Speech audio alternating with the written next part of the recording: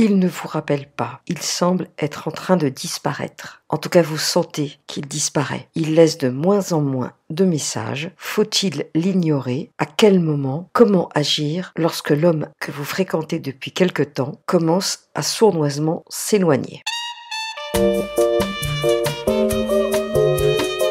Bonjour à toutes et à tous. J'espère que vous apprécierez ces images de Colmar, où je me trouve en ce moment, Colmar étant la ville de ma naissance. Et oui, je suis alsacienne. Je suis Bénédicte Anne, votre love coach depuis 2004. J'accompagne les hommes et les femmes qui souhaitent être heureux en amour à attirer directement la bonne personne, sans perdre de temps, avec des partenaires non motivés, indisponibles ou manipulateurs. J'ai écrit 4 livres sur la thématique de l'amour et du sabotage, et si vous ne l'avez pas déjà fait, je vous invite à vous abonner à ma chaîne et à vous inscrire au webinaire que j'organise vendredi 29 mai à 20h30 sur le thème « Trouver le grand amour cet été ». Le lien pour vous inscrire est ci-dessous. Et si vous habitez en région parisienne, il y aura un café coaching mercredi 8 juin à 19h30 et vendredi 20 juin à 20h. Vous trouverez les liens ci-dessous. Alors, vous le sentez disparaître, vous recevez de moins en moins de messages, vous avez l'impression qu'il n'est plus aussi présent qu'avant, alors que il y a quelques semaines encore, il vous envoyait plusieurs messages par jour et vous exprimez à quel point vous lui manquiez et à quel point il avait hâte de vous revoir. Vous sentez que quelque chose n'est plus comme avant et d'un coup d'un seul, cette sensation prend de plus en plus d'importance, vous tombe dessus et l'angoisse vous envahit. Parce que votre inconscient a parfaitement capté qu'il était en train de disparaître, mais votre conscient a du mal à l'admettre. Je pense à Véronique qui était avec un homme depuis 3 mois, ils partent en week-end à Florence, il est beaucoup moins présent, ses messages sont moins passionnés et il finit par lui dire que c'est pas à cause d'elle qu'elle est très bien, mais c'est que lui n'est pas prêt. Des histoires comme ça, j'en ai entendu plein, et ça commence toujours de la même façon. Une absence progressive et sournoise qui finit par un silence total. Pourtant, les choses sont très simples. S'il n'a pas donné de nouvelles, s'il semble vous ignorer, c'est que pour plein de raisons qui lui appartiennent, et qui ne sont pas forcément justifiables, il a mieux à faire que de vous donner de ses nouvelles. Mais là aussi, il faudrait nuancer, car tout dépend de votre âge et du contrat implicite que vous avez signé. Si vous avez moins de 30 ans, si la relation n'est pas encore officielle et que vous êtes des fêtards tous les deux, ce n'est pas la même chose que si vous avez plus de 45 ans, des enfants, des gardes alternés et que vous avez passé l'âge des boîtes de nuit ou alors vraiment l'été quand vous êtes célibataire et ça se passe une fois par an. À vous donc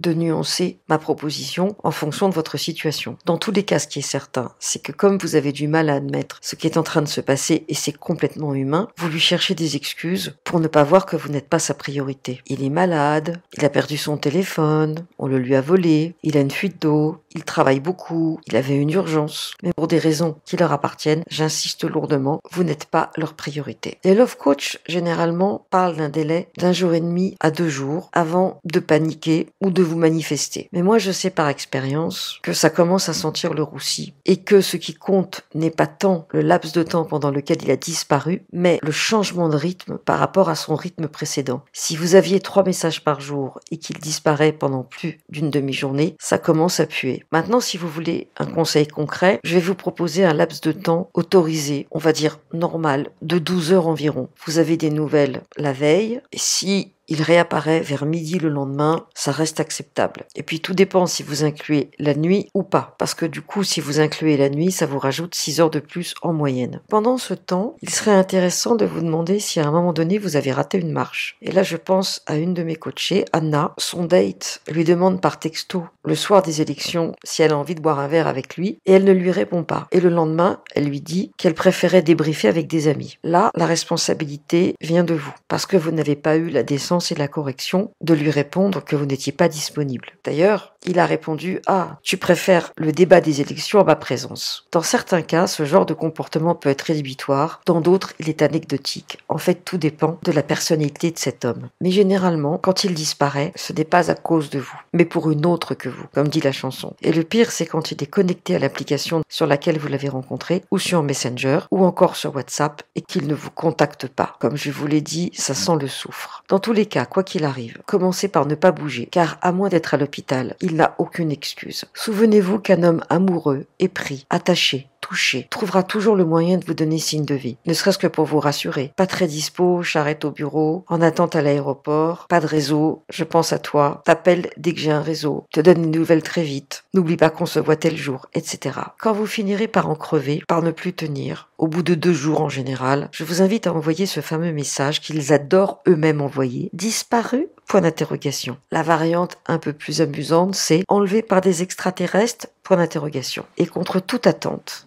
en général, ils réagissent quasi immédiatement. Et là, s'ensuit un dialogue en ping-pong, où il va commencer à vous expliquer qu'il est fatigué, qu'il a du travail, qu'il est malade. Vous allez voir qu'il va vous sortir une excuse bidon, parce qu'il se sent quand même pas très fier. De toute façon, ne l'oubliez jamais, dès lors qu'il commence à disparaître ou qu'il disparaît carrément, c'est le commencement de la fin. Et il est hors de question que vous mendiez les miettes qu'il consentirait éventuellement à vous donner. Pourquoi font-ils ça ? Pourquoi disparaissent-ils ? On l'a vu déjà dans certaines vidéos, mais je vous rappelle les grands principes. D'abord parce qu'ils n'ont aucun état d'âme, c'est la jungle, c'est comme ça, et c'est à prendre ou à laisser. Ensuite, éventuellement, pour revenir l'air innocent, avec ce fameux disparu, point d'interrogation, dont je vous ai parlé à l'instant, 1 mois après qu'ils auront arrêté la relation qu'ils avaient entamée juste avant de vous rencontrer, ou quasiment au même moment. La relation étant décevante, ça leur coûte moins d'énergie de rentabiliser quelqu'un qu'ils ont déjà vu en la contactant, plutôt que de générer de nouveaux contacts sur une appli, ce qui sera évidemment bien plus laborieux. À cet égard, quand les hommes reviennent en ayant disparu et que vous repartez avec eux comme si de rien n'était, dites-vous bien que les mêmes causes produisant les mêmes effets, la probabilité qu'ils recommencent à se comporter de cette façon est très importante. La dernière raison pour laquelle ils se comportent de cette manière, c'est qu'ils se vengent et vous font payer ce qu'une autre femme avant vous leur a fait vivre. Et je vous renvoie à la vidéo que j'ai faite sur le sujet. Alors maintenant, vous allez me demander comment ne pas paniquer. C'est très simple. Premièrement, en prenant le temps avant, le temps de le connaître, le temps de découvrir son rythme, son calendrier affectif. Ensuite, en écoutant bien ce qu'il vous dit lors des 2 premiers rendez-vous. Parce que lors de ces premiers rendez-vous, il va vous donner la raison même de la rupture et la sauce à laquelle il va vous manger. Et je pense à la fameuse Véronique du début de cette vidéo. Ils se sont rencontrés chez des amis, ils ont bu un café, il lui a pris la main et il lui a dit les larmes aux yeux. Mon fils s'est suicidé il y a 4 ans. Et c'est lorsque Véronique a présenté son fils, qui avait le même âge que celui de son partenaire, qu'il a progressivement commencé à disparaître. Je ne dis pas qu'il ne faut pas démarrer une relation avec un homme dont le fils s'est suicidé. Je ne dis pas que c'est forcément la raison, mais dites-vous bien que les drames qui ont été vécus avant votre rencontre peuvent avoir un impact très important dans la relation. C'est la raison pour laquelle je vous donne ce dernier conseil. Posez les bonnes questions, reposez-les d'une manière différente un peu plus tard et essayez de savoir exactement où il en est pour éliminer toutes les histoires qui seraient systématiquement condamnées. Et vous, est-ce que vous avez déjà vécu cela? Est-ce que vous avez été ghosté? Est-ce que des hommes ont disparu? Dites-le moi dans les commentaires, j'aurai grand plaisir à vous répondre et à vous aider si je le peux. N'oubliez pas de vous inscrire au webinaire Trouver le grand amour cet été, le lien est ci-dessous. Merci d'avoir regardé cette vidéo jusqu'au bout, merci de la liker, si elle vous a plu, de la partager, si vous pensez qu'elle peut aider des personnes de votre entourage, et à bientôt pour une nouvelle vidéo ou un nouvel audio, chaque mardi et chaque vendredi, sauf pendant les vacances de Noël et au mois d'août.